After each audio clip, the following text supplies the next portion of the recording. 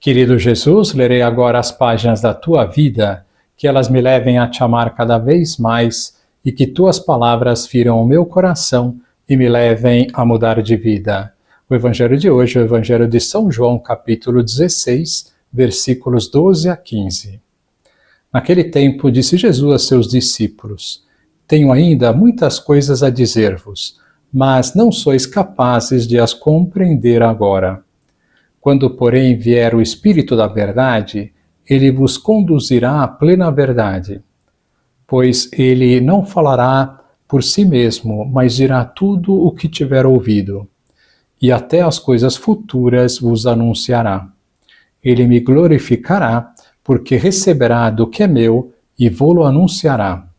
Tudo o que o Pai possui é meu. Por isso, disse que o que ele receberá e vos anunciará é meu. Palavra da salvação. Glória a vós, Senhor.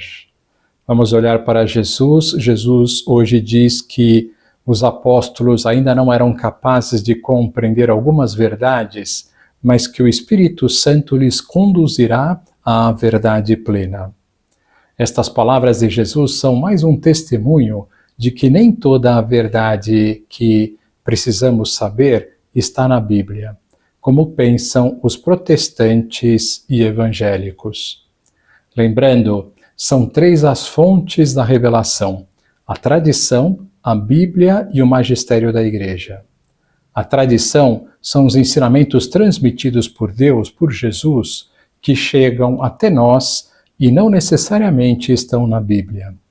O magistério da Igreja são as interpretações da Sagrada Escritura feita pela Igreja, assistida pelo Espírito Santo, e os documentos onde a Igreja nos esclarece alguma verdade de fé.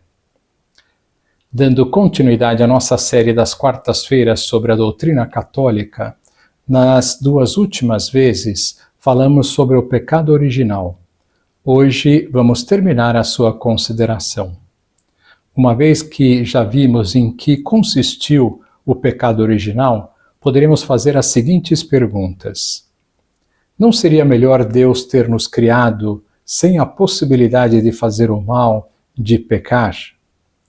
Deus poderia ter nos feito sem a possibilidade de fazer o mal, de pecar, como fez com Nossa Senhora. Porém, Deus, na sua imensa sabedoria, viu que seria melhor um mundo com a possibilidade do mal. Por que pode ser conveniente criar um mundo com esta possibilidade? É a lógica de uma pintura de um quadro. Os objetos não são ressaltados se não há sombra.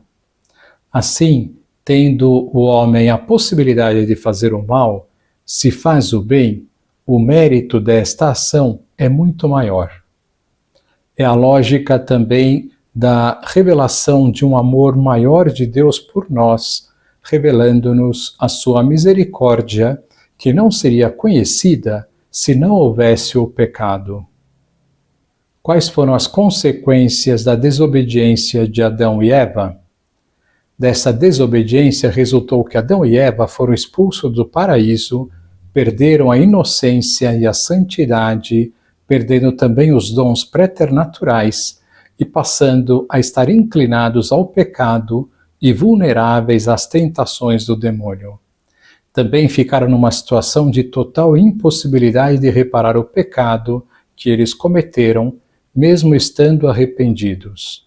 Isto é assim, pois a gravidade do pecado é proporcional à dignidade de quem é ofendido. É diferente pecar contra um animal, pecar contra a nossa mãe, pecar contra o Papa e pecar contra Deus. A dignidade de Deus é infinita. Desta forma, não havia nada que o homem pudesse fazer para reparar o pecado.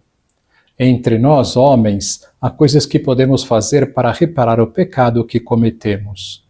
Com relação a Deus, mesmo que nós dessemos a vida para reparar o nosso pecado, isso é ainda infinitamente insuficiente para repará-lo. Ficamos então num beco sem saída, num poço de paredes de granito liso. O perdão e a reparação estavam somente nas mãos de Deus. Perdão e reparação, pois o pecado, para ser sanado, necessita ser perdoado e reparado. Perdoado da culpa e do dano. Imaginem que um grupo de rapazes esteja jogando futebol na rua.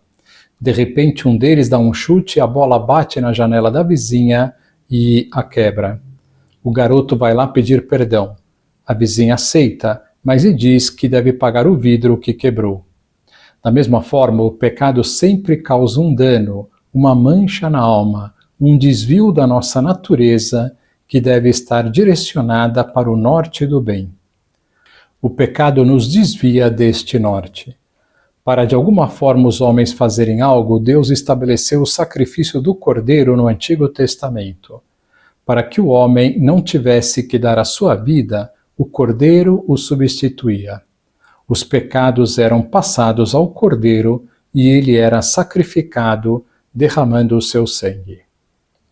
O pecado de Adão e Eva é somente de Adão e Eva? Não, o pecado de Adão e Eva não é somente de Adão e Eva, mas é de todos os seus descendentes. De alguma forma, todos nós estávamos em Adão e Eva quando eles pecaram. Uma forma de explicar que o pecado também é nosso é o da herança.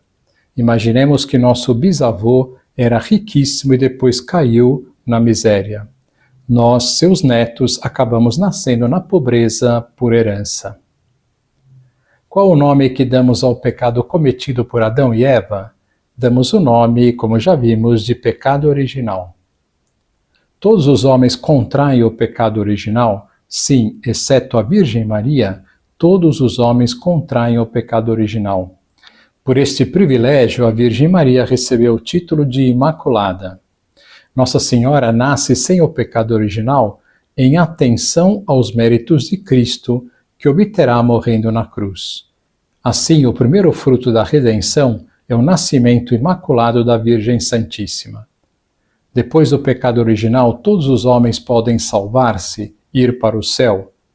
Hoje, depois que Jesus Cristo nos perdoou, nos salvou morrendo na cruz, podemos novamente ir para o céu. Que lição nós podemos tirar destas considerações? O batismo é o sacramento que irá apagar o pecado original. Portanto, que ele seja realizado o quanto antes.